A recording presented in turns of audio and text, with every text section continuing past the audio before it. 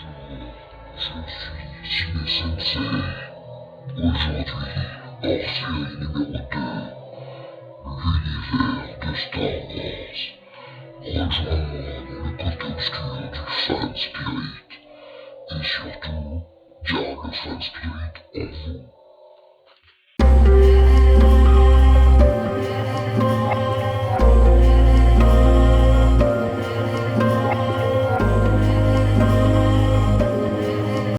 Alors, bienvenue sur Ciné Sensei. Je connais pas le mec d'avant, désolé, je vois pas qui c'est.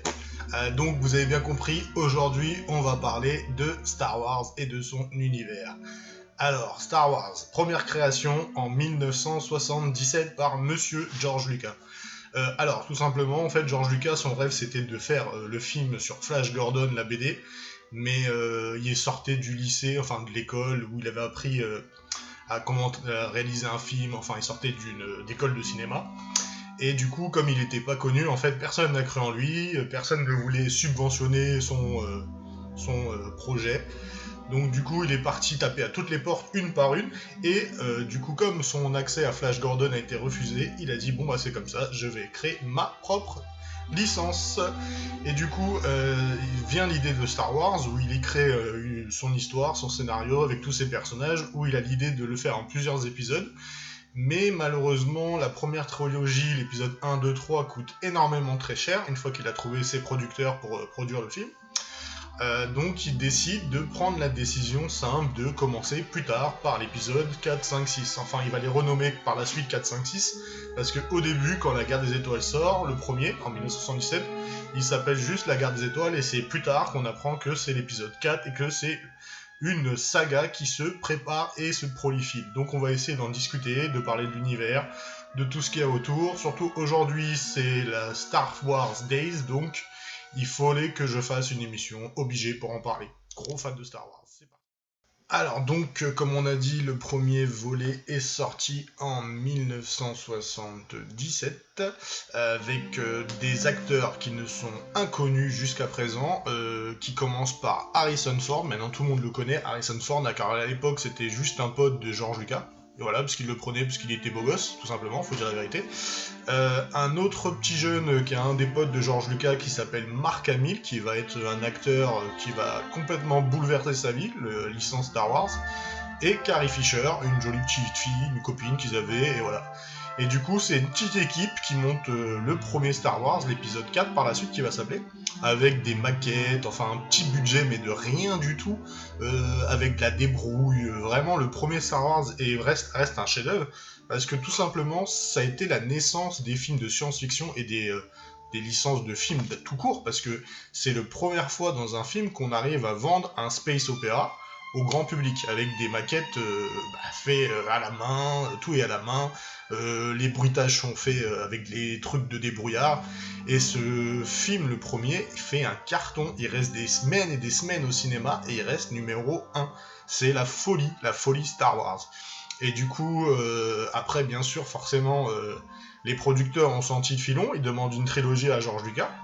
Donc il lui donne un budget plus conséquent, alors là que l'Empire contre-attaque devient le film le plus cher en niveau production, alors que dans le premier Guerre des Étoiles ils n'avaient pas de budget, là ils ont un budget de malade. Du coup en fait George Lucas il est malin, il va prendre le budget pour faire ces deux films, l'Empire contre-attaque et le Retour de Jedi, et il va demander juste les merchandising, parce que lui il sent que ça peut fonctionner, ça peut marcher. Donc il demande pas plus un gros salaire, non, il demande plutôt le merchandising à 80% des recettes qui lui ont été dues, quoi. Donc du coup, la Guerre des Étoiles, c'est parti la folie, donc 2 ans après, parce qu'en fait la première trilogie de 1977 à 1983, donc le premier 1977, 2 ans plus tard, ou 3 ans plus tard, je sais plus, né l'Empire contre-attaque, et en 83, le retour de Jedi, avec toujours les mêmes acteurs au casting, et bien sûr avec un scénario qui s'amplifie, des mecs déguisés en robots, enfin des gens déguisés, c'était vraiment la folie, et c'est vraiment qu'a été vraiment une référence dans tout le reste du cinéma, mais vraiment, et ça l'est encore. Alors, une chose importante aussi dans l'univers de Star Wars, c'est forcément la musique et le compositeur John Williams, qui d'ailleurs a fait tout simplement toutes les musiques quasiment de l'univers Star Wars, est juste magnifique. De toute façon, dès qu'on entend les premières notes du thème Star Wars et du thème des Jedi, vous savez que vous êtes chez Star Wars et que vous êtes complètement transposé. Franchement, John Williams, c'est un des meilleurs compositeurs au monde. De passer à la suite, il faut revenir bien sûr sur le phénomène Star Wars. Alors pourquoi Star Wars fonctionne encore de nos jours? Tout simplement, c'est parce que déjà, premièrement, il y a eu, à l'époque, c'était le premier film qui avait sorti comment dirais-je, des jouets tirés du film. Donc c'est le premier film qui a exploité le filon pour sortir des jouets, des produits dérivés sur Star Wars. Donc c'est parti pour les t-shirts, les figurines, les vaisseaux spatiaux, excusez-moi, les tasses, les mugs, les casquettes, enfin bref, il y a toute cette euphorie autour de Star Wars qui se lance à partir du premier Star Wars, les jeux vidéo, enfin et tout. Et en fait, premièrement, c'est surtout une histoire, faut pas oublier, c'est l'histoire. Donc on va parler de l'histoire de Star Wars. Donc l'histoire de Star Wars, qu'est-ce que c'est? Bah c'est simple. D'un côté, nous avons les gentils, on va dire les gentils, qui sont les Jedi, qui se battent pour la paix, pour la justice, avec un code, tout simplement, avec des haines morales. Ce sont plus des personnes qui sont proches des moines que autre chose. Et du coup, en fait, le côté de la force, qu'on appelle le côté gentil, ça s'appelle la force. Et en fait, ils se basent tout simplement sur les samouraïs et le chi ou le ki, comme vous voulez, que tout autour de eux, ils sentent la force en eux. Donc pour faire développer la force chez les jeunes Padawan, tout simplement, il faut pas penser à la vengeance, pas avoir peur. Malheureusement, l'amour est banni.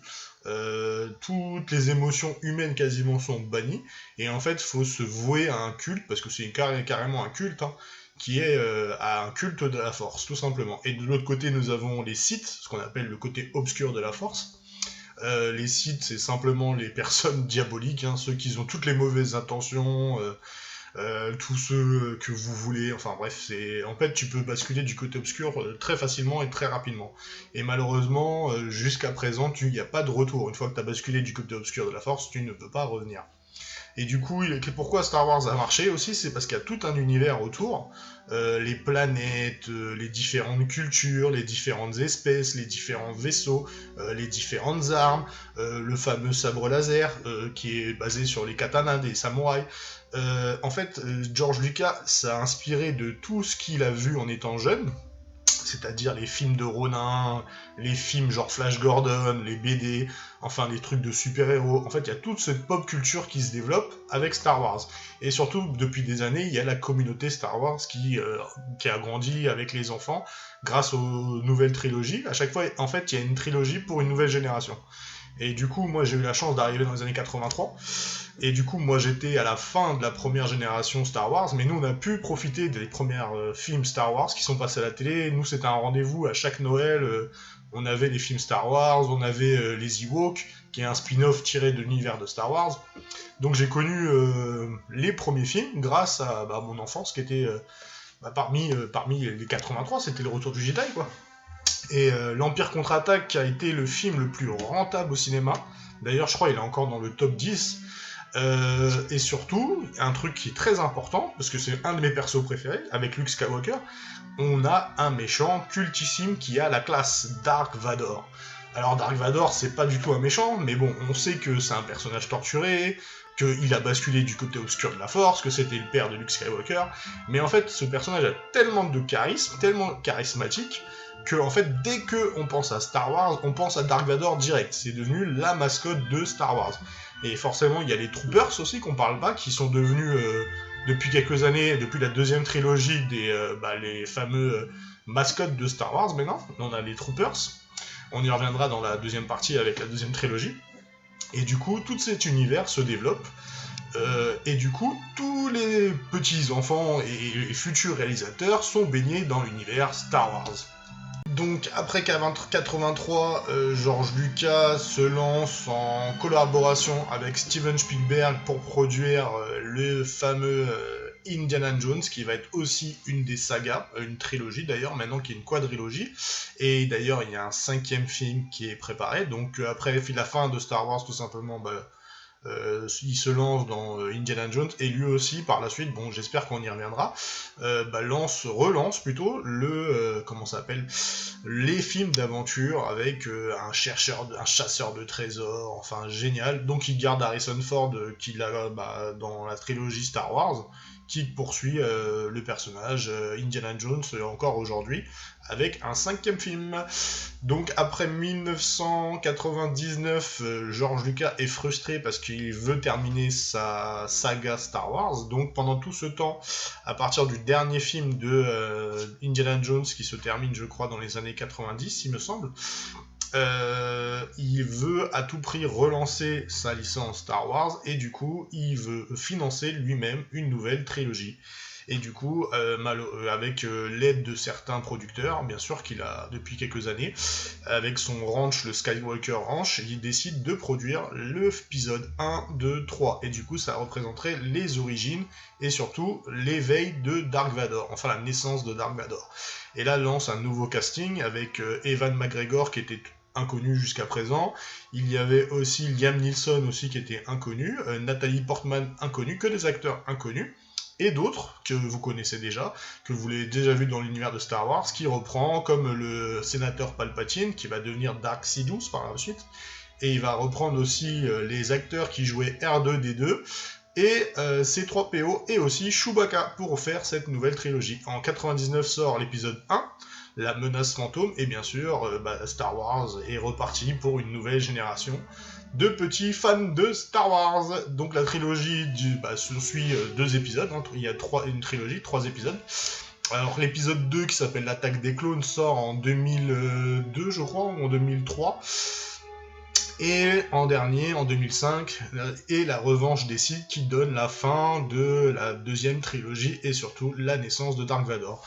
Personnellement, le premier et le 2e, je les ai trouvés pas trop mal en soi. Le 2e, il a beaucoup de longueur, mais surtout, c'est vraiment le 3 qu'on retiendra, parce que le 3, c'est vraiment le plus important, à mon sens, parce que c'est la naissance de Dark Vador, et du coup, la fin d'une ère, en fait, tout simplement. Du coup, parce que les Jedi sont exterminés à cause de l'ordre 66, en fait, et on tombe dans un côté vraiment obscur, les Sith reprennent le dessus, et surtout, en plus de ça, fameux Empire Galactique, enfin Intergalactique je crois, l'Empire Intergalactique. Et du coup c'est complètement dominé par les Sith, et du coup il n'y a plus d'espoir pour l'instant. Après la 2e trilogie qui se termine en 2005, George Lucas a l'intention de continuer et développer en fait la guerre des clones, parce que à chaque fois que vous voyez l'épisode 1 ou 2 ou 3, il y a 10 ans qui s'écoulent entre chaque film quasiment. Je crois qu'il n'y a que entre le 2 et le 3, il y a 5 ans qui s'écoulent, il n'y a pas beaucoup. Et du coup, en 2008, arrive la série d'animation, la première de Star Wars, qui va s'appeler La Guerre des Clones. Bon, avant, il y en avait une qui est très très vilain, je vous conseille pas, qui n'était pas terrible. Je crois qu'elle s'appelle d'ailleurs Attaque des Clones, ou une connerie dans le genre. D'ailleurs, il n'y a eu qu'une seule saison ou 2, je crois que c'était tellement vilain que voilà quoi, ils ont arrêté direct. Donc après, en 2008, arrive Clone Wars, et la fameuse Clone Wars, c'est une série complètement en 3D, qui reprend les événements à partir du 3, il me semble, non, entre le 2 et le 3, je dis pas de bêtises. Clone Wars, c'est des séries de live, il y a 7 saisons au total, chaque saison dure 22 épisodes, à part pour la dernière qui est de 13 épisodes. Nous apprenons qu'il y a un nouveau personnage que Anakin Skywalker a à Padawan, qui va s'appeler Ahsoka, qui par la suite va prendre de l'ampleur, parce que après l'ordre 66, à cause de l'épisode 3, forcément tous les Jedi ont été exterminés, sauf quelques-uns qui ont survécu, dont Obi-Wan Kenobi et Ahsoka et d'autres. Et du coup, Clone Wars est simplement génialissime. Alors, pour en terminer avec la série d'animation Clone Wars, il faut retenir que les 6 premières saisons sont sorties quasiment en simultané, en sachant que la saison 6, c'est juste des épisodes inédits ou qui n'ont pas été diffusés. La saison 7 est sortie il y a quelques temps à l'ouverture de la plateforme de streaming Disney+. Et c'est à partir de la saison 6 que nous apprenons que en fait, ça reprend les événements à partir de la fin, qui est l'Ordre 66. Et du coup, la saison 7 se termine avec l'Ordre 66 aussi, et l'extermination des Jedi. Là, aujourd'hui, l'heure où je fais cette émission, est sorti le spin-off directement inspiré des aventures de Clone Wars, qui s'appelle The Bad Batch, qui était vraiment excellent parce que faisait partie de la saison 7 du coup, qui sont des clones qu'ils ont foirés, en fait, qu'ils ont échoué à la création des clones. Enfin, vous connaissez tous l'histoire de Star Wars, en sachant qu'à partir de l'épisode 2 de la deuxième trilogie, Obi-Wan Kenobi va à Kamino et se rend compte que un ancien Jedi qui s'appelle, je sais plus comment il s'appelle, mais qu'on apprend par la suite que c'est Christopher Walken qui joue le rôle du comte Dooku, qui s'appelle, je crois il a un nom à la con, enfin bref. Et du coup, il a créé une armée de clones qui est prête et qui a été créée exprès pour les Jedi. Et du coup, en fait, The Bad Batch reprend en fait cet épisode-là où des clones ont foiré, mais ont des sortes d'aptitudes que les autres clones n'ont pas. Parce que Clone Wars, avant tout, c'est vraiment ce qui a été mis en avant, c'est tous les clones, différents clones, avec leurs différents statuts, leurs différentes armes. Et là, en fait, le Bad Batch, c'est vraiment en fait ils appellent l'équipe 99. Bah, c'est l'équipe de bras cassés, mais ils sont tellement excellents qu'ils en deviennent balèzes, quoi. Et après avoir vu le premier épisode aujourd'hui même, pour ce Star Wars Days, j'ai trouvé génial. En plus, on reprend tout de suite après où ça s'est arrêté la saison 7 de Clone Wars, qui s'appelle l'Ordre 66, qui est donné par Palpatine. Et du coup, on apprend que certains clones ont pas accepté d'obéir à cet ordre. Donc du coup, on apprend qu'il y aura forcément soit l'extermination des Jedi durant la saison de Bad Batch, soit peut-être on va apprendre un peu plus sur la fuite, parce que à partir de l'épisode 3, Obi-Wan Kenobi prend la fuite avec Yoda, que ce sont les deux derniers Jedi qui restent en vie avec Ahsoka. Du coup, d'ailleurs, Disney, par la suite, a racheté les droits de Star Wars en 2012, et du coup a étendu l'univers Star Wars. Et c'est là qu'on va parler dans cette troisième partie. Donc comme on l'a dit juste précédemment, en 2012, George Lucas cède et vend les droits de Star Wars et de Indiana Jones à Disney. Du coup, Disney a un gros projet, il veut étendre l'univers de Star Wars avec des films, des séries... et une nouvelle trilogie. D'ailleurs, ça commence avec une nouvelle trilogie dès le début d'entrée de jeu. Il lance un épisode 7 qui s'appellera Le Réveil de la Force, qui se passe plusieurs années après l'épisode 6 et le retour du Jedi. Et là, on apprend que apparemment les Jedi ont disparu, alors que normalement il en restait avec Luke Skywalker. Et du coup, un nouveau Horde apparaît qui s'appelle le premier Horde, avec un ennemi à leur tête qui s'appellera Kylo Ren, qu'on apprendra par la suite que s'agit de Ben Solo, qui n'est autre que le fils de Leia et de Han Solo, qui est parti dans soi-disant le côté obscur de la Force, à cause de la formation de Luke Skywalker, mais on en prendra un peu plus dans les détails. Et du coup, ils lancent leur nouvel univers avec l'épisode 7 et aussi une série de spin-off. D'ailleurs, le premier spin-off sorti de l'univers de Star Wars s'appellera le Star Wars épisode... Non, j'ai dit des conneries. Star Wars Rogue One. Ça s'appelle les Star Wars Story. Excusez-moi, ça s'appelle les Star Wars Story et le premier s'appellera Rogue One, qui est réalisé par Gareth Edwards, le réalisateur de Godzilla, qu'on a déjà parlé. Et du coup, forcément, l'épisode 7 en suivra deux autres épisodes, l'épisode 8 et l'épisode 9, et un autre spin-off qui s'appellera juste Han Solo, qui se situera entre l'épisode 3 et l'épisode 4. Alors, du coup, comme Star Wars a lancé plein de trucs, parce que même Rogue One, il se situe entre l'épisode 3 et l'épisode 4, ce que j'ai essayé de faire pour éclaircir un peu tout le monde, parce qu'en sachant que maintenant il y a la série The Mandalorian qui est arrivée, il y a aussi un projet sur la série Kenobi, donc ce que j'ai fait, c'est que je vous ai préparé déjà un espèce de tableau où tout sera répertorié, tous les films, et après, par la suite, je referai un tableau où je mettrai les futurs projets qui ont un rapport avec Star Wars, en sachant qu'il y a une nouvelle trilogie aussi qui est en préparation. Alors, selon ce qu'on peut dire sur la nouvelle trilogie, enfin la dernière trilogie en date, ces épisodes 7, 8, 9, ce que j'ai apprécié, c'est de retrouver le casting originel de Star Wars, hein, avec Harrison Ford, Luke Skywalker et Leia. J'ai trouvé ça génial de les retrouver. Les films en soi, malheureusement, ils ont été détruits par la critique. En même temps, je suis entièrement d'accord.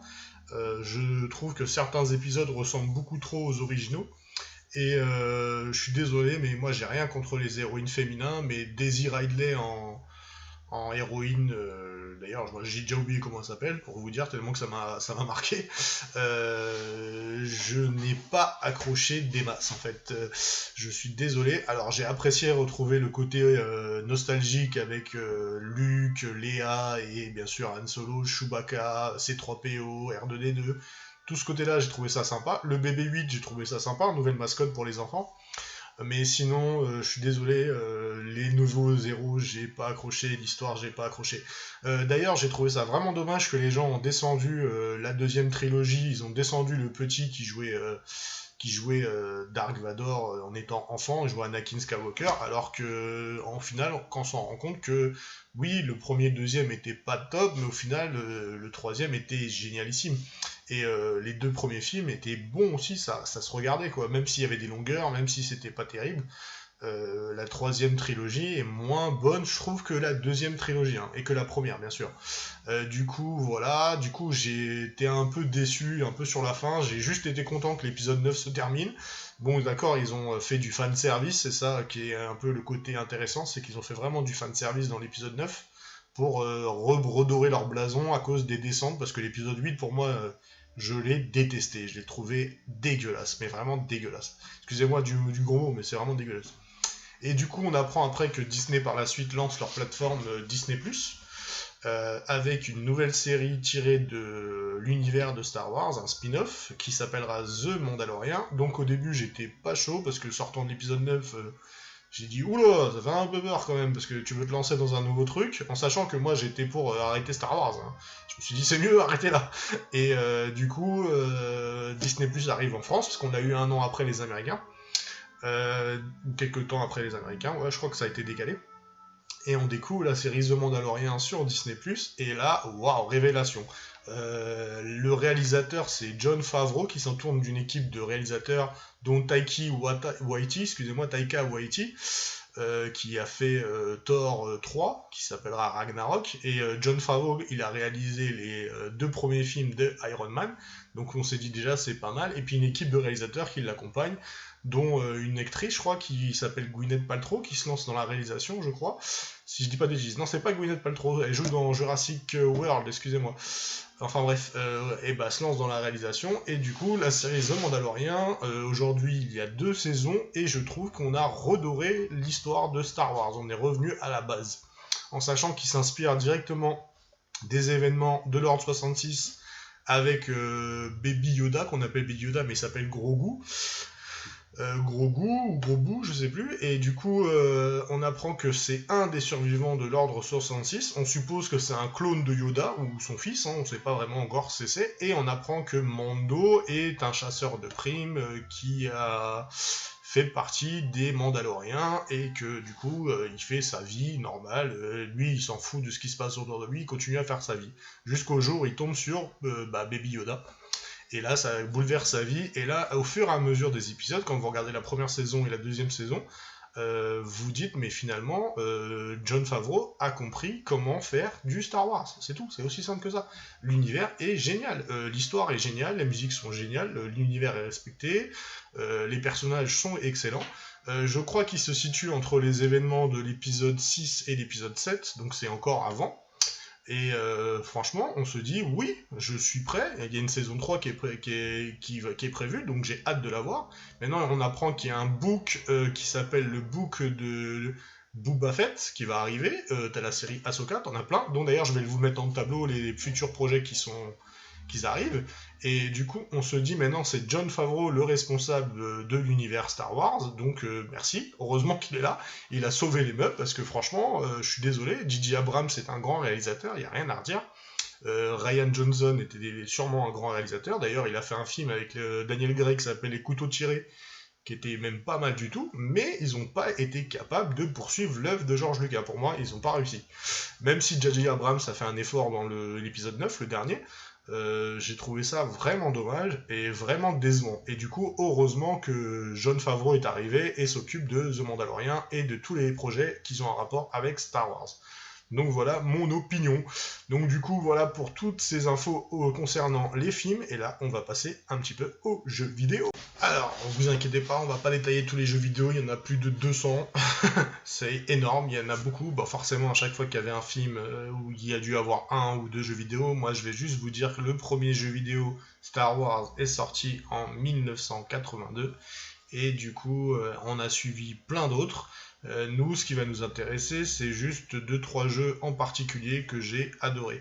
Donc le premier, c'est Star Wars, le pouvoir de la force, qui reprend les événements de l'épisode entre l'épisode 3 et l'épisode 4, où on apprend que vous jouez le rôle d'un padawan qui a été formé par Dark Vador, soi-disant. L'envoie en mission pour exterminer le restant des Jedi qui sont en exil sur certains pays. Et du coup, votre héros part à la recherche des derniers Jedi, mais au final rencontre un Jedi qui va le faire basculer dans le bon côté de la Force. Et du coup, ce Padawan, désolé j'ai oublié son nom, abandonne le côté obscur de la Force et décide clairement de se joindre aux Jedi. Donc ce qui est intéressant avec le pouvoir de la Force, c'est que vous pouvez soit basculer du côté gentil ou du côté méchant selon les actions que vous faisiez. Si vous tuez votre ennemi, si vous l'électrocutez, 1, 2, 3, l'électrocuter, voilà, j'ai réussi à le dire. Si vous l'électrocutez, et ou vous le tuez, ou vous faites... En fait, ça dépend de vos choix, en fait. Si vous faites des mauvais choix, bah forcément, il va plus partir du côté obscur que du côté Jedi, le côté de la Force. Le deuxième jeu que j'ai vraiment apprécié, j'ai trouvé ça excellent, c'était le Star Wars Kinect, qui était un exclu Xbox avec la caméra de Star Wars, où vous-même, vous jouez à Star Wars avec des sabres laser, c'est votre corps qui joue, et que vous faites partie de l'univers Star Wars. J'ai trouvé ça excellent, j'ai trouvé ça hyper drôle. Le dernier jeu, d'ailleurs, il n'y en a pas qu'un, il y en a plusieurs. Hein. Après, il y a eu Star Wars Battlefront qui était pas mal aussi, j'ai trouvé ça pas trop mal, mais je suis pas un mec des FPS, donc c'est pas trop mon délire. Il y a le dernier jeu où j'ai vraiment accroché, d'ailleurs, il y a un 2 qui est prévu, c'est le Star Wars Jedi Fallen Order, qui est sorti en 2019. Ce jeu-là est juste génialissime, parce que c'est un monde ouvert où vous jouez le rôle d'un dernier Jedi, qui se passe aussi pendant l'épisode 3 et 4. Et votre mission, tout simplement, c'est de réunir les derniers Jedi pour reformer un nouvel ordre, tout simplement. Et du coup, vous pouvez personnaliser vos affaires, votre vaisseau, votre sabre. Le jeu est court, c'est vraiment dommage, mais en fait, c'est vraiment très très bon. Le gameplay est très très bon. D'ailleurs, je pense qu'il y a une forte inspiration à Nathan Drake, Uncharted et les derniers Tomb Raider. Ça se sent de ouf, parce que le jeu est tourné comme un film, donc ça se sent de malade en fait. Donc c'est pour ça qu'on a l'impression de jouer à un Uncharted ou à un Tomb Raider, mais façon Star Wars. C'est juste génial. Et du coup, il y a un 2 qui est prévu, en sachant qu'il y a plein d'autres jeux qui sont prévus. Il y a aussi un jeu sur PC qui a cartonné qui s'appelle Old Republic, d'ailleurs qui va lancer une nouvelle trilogie, qui était sortie sur PC, qui est une sorte de MMO ou RPG comme vous voulez, sur l'univers de Star Wars où vous créez votre personnage, vous créez votre classe, et du coup vous évoluez un peu comme un Warcraft, et du coup ça sera, si j'ai bien compris, selon les dernières rumeurs qu'on a entendues, la prochaine trilogie qui sera l'Ordre République, l'ancienne République en gros. On remontera aux origines des Jedi et des Sith, ce qui serait intéressant à voir d'ailleurs, et je crois que c'est Jon Favreau d'ailleurs qui s'en occupe.